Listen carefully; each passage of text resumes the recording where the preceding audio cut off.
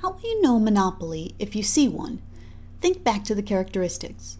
There will be a single seller, someone who sells a product for which there are no close substitutes, and there are significant barriers to entry, barriers that are so high, in fact, that no other producers can enter the industry. What kinds of barriers could there be that would keep competitors out? Patents would keep others out, at least until the patent expired, or unless you sell the right to use the idea to other people.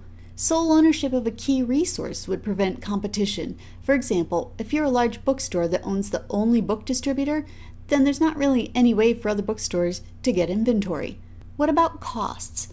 Extremely high costs will keep many other producers out. In fact, in the case of extraordinarily high fixed costs, you can get a situation where economies of scale kick in, and you're actually better off to have only one producer.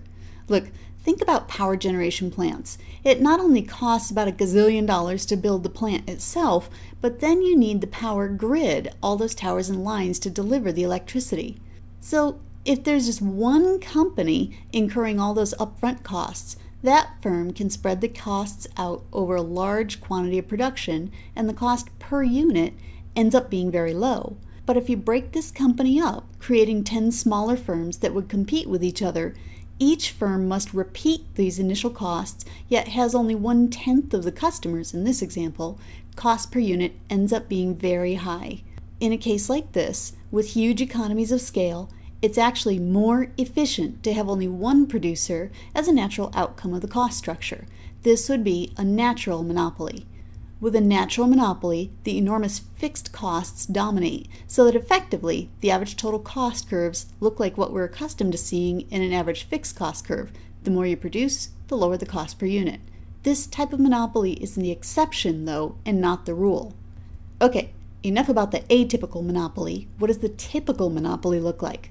First of all, because the monopoly is the only seller of the product, anyone who wants to buy the product must buy from the monopoly. This means that the demand faced by the monopolist is the entire industry or market demand. What does marginal revenue look like? To figure that out, let's look at a basic demand schedule. As my prices drop, the quantity that I can sell rises. I need to calculate total revenue before I can calculate marginal revenue, which I do by multiplying the price per unit times the number of units. Then I can address marginal revenue, or the amount of additional revenue I generate by selling another unit. Since I had no revenue when my output was 0, the marginal revenue of my first unit is plus $10. The second unit adds $8 to revenue, the third adds $6, and so on.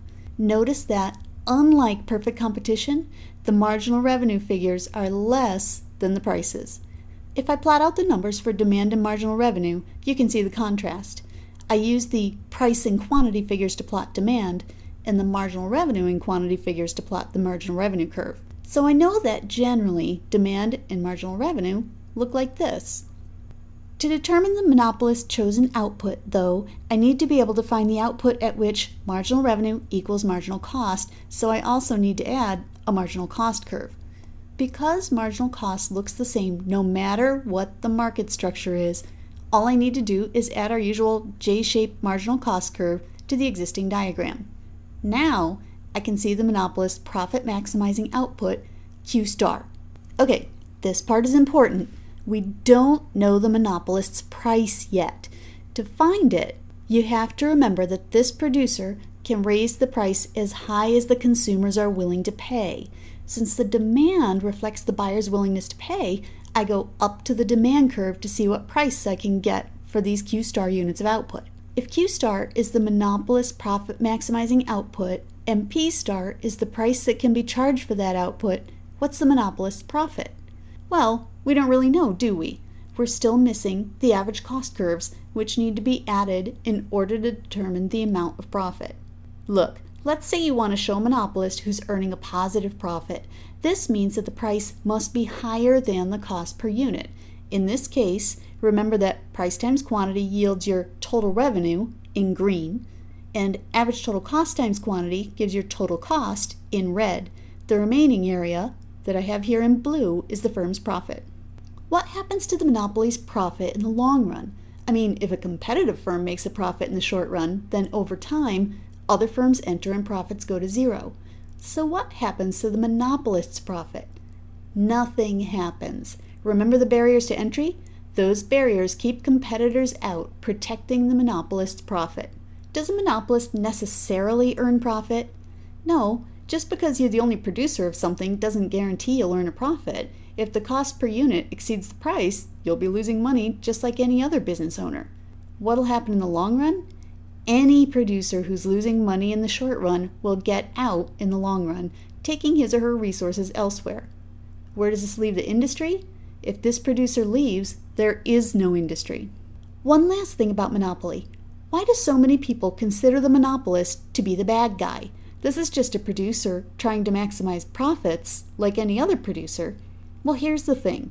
Most people are opposed to a monopoly because they prefer the alternative, competition. Look back at the monopolist. Now, if this were a competitive market instead, remember that in a competitive market, the market supply and the market demand determine the price and quantity. We know already that the monopoly faces the industry or market demand. Where's the industry supply? The marginal cost curve, as long as we're above that minimum average variable cost, is the monopoly supply. And since the monopolist is the only supplier, it's also the industry supply. The intersection of the industry supply and industry demand yield the price and quantity that we'd see if this were a perfectly competitive market. Why do people consider the monopolist to be the bad guy?